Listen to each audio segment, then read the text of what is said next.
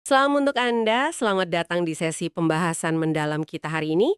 Kita akan coba kupas tuntas sebuah renungan yang judulnya cukup kuat ya. Musuh sangat dekat dengan kita. Hati-hati dan tetaplah kuat. Jadi tujuannya kita mau coba pahami nih gimana sih musuh rohani itu yang seringnya nggak kelihatan, justru bekerjanya dari dalam. Dari dalam ya? Iya, dari dalam. Bisa jadi di gereja, keluarga, bahkan ya hati kita sendiri.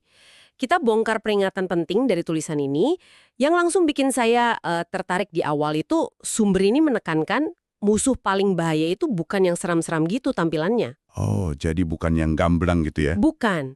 Malah yang nyamar. Sampai dikutip ayatnya, bisa tampil sebagai malaikat terang.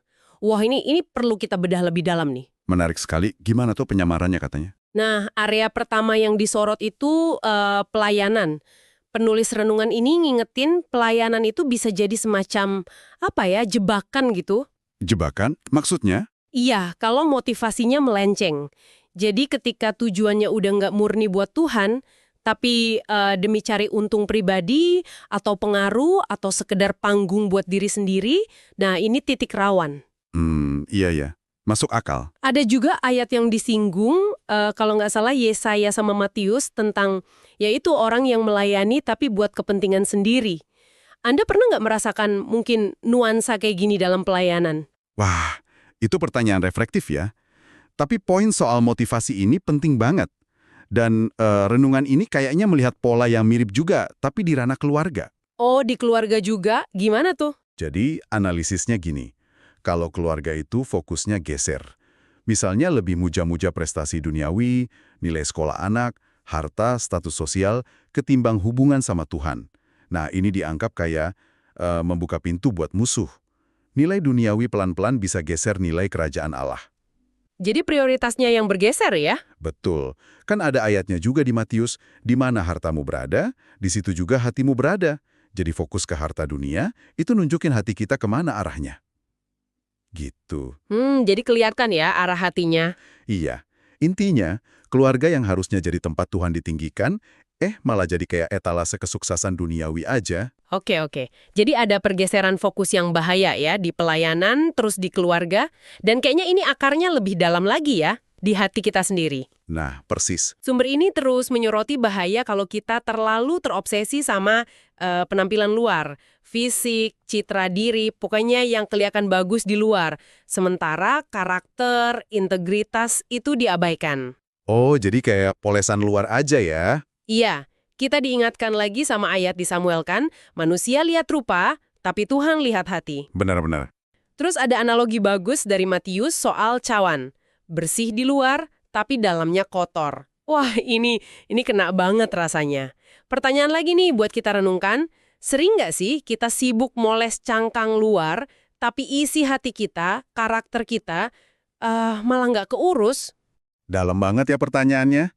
Nah, ngomongin soal isi ini, nyambung ke pembahasan soal berkat. Ada poin menarik juga di sini. Berkat, gimana tuh maksudnya? Argumen utamanya gini, berkat dari Tuhan, uang, jabatan, kesempatan, apapun itu, menurut sumber ini, hakikatnya bukan buat dimiliki pribadi, tapi untuk disalurkan. Nyalurin kepercayaan kecil, nanti dipercaya lebih banyak lagi. Ini prinsip stewardship, pengelolaan, bukan ownership, kepemilikan. Wah, ini pergeseran cara pandang yang penting ya. Menyalurkan bukan menimbun. Tapi gimana kalau kita udah terlanjur salah fokus atau menimbun gitu? Nah, renungan ini juga ngasih peringatan soal pertobatan. Pertobatan ya? Ditekankan kalau Tuhan itu sabar.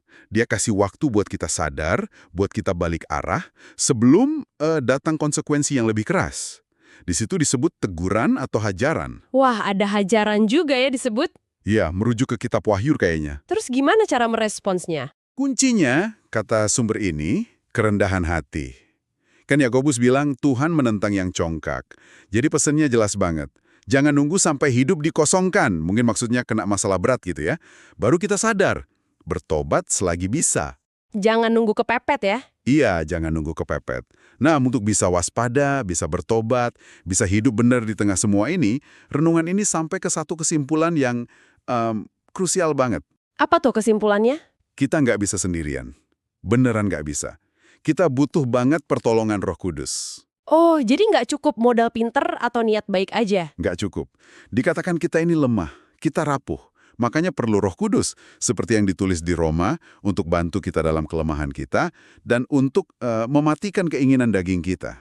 Jadi ada saran praktisnya juga dong? Ada, yaitu secara sadar minta tuntunan dan perlindungan Roh Kudus tiap hari.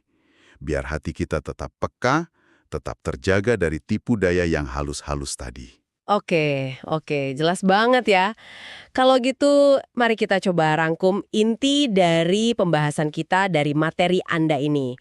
Jadi pesan utamanya itu kayaknya waspada tingkat tinggi ya terhadap musuh rohani yang kerjanya itu dari dalam, nggak kelihatan. Betul, waspada. Ini termasuk periksa lagi motivasi kita dalam pelayanan, terus prioritas nilai dalam keluarga kita, fokus ke hati bukan cuma penampilan, kelola berkat sebagai penyalur amanah, Mm-mm. dan yang paling penting tadi, sadar kalau kita perlu banget bertobat dan bergantung penuh sama Roh Kudus ya. Iya, ketergantungan penuh. Renungan ini memang kuat banget ya, ngingetin kita soal tipu daya musuh yang nyamar itu. Tapi, eh mungkin sebagai pemikiran akhir nih buat Anda yang menyimak. Silakan. Gimana kalau tantangan terbesarnya itu, bukan cuma musuh di luar sana yang nyamar, tapi juga kecenderungan alami hati kita sendiri. Hati kita kan memang kadang gampang tertarik sama hal-hal duniawi ya. Nah, itu yang dimanfaatin musuh. Wah, jadi dari dalam diri kita sendiri juga ya. Bisa jadi. Kalau memang gitu, berdasarkan obrolan kita tadi, kira-kira nih, apa ya satu langkah nyata yang bisa Anda ambil hari ini buat mulai membersihkan bagian dalam cawan Anda? Pertanyaan yang bagus banget buat direnungkan ya. Satu langkah nyata hari ini. Baik, terima kasih sudah menyimak pembahasan materi Anda bersama kami. Semoga obrolan ini memberi Anda perspektif baru ya. Sampai jumpa.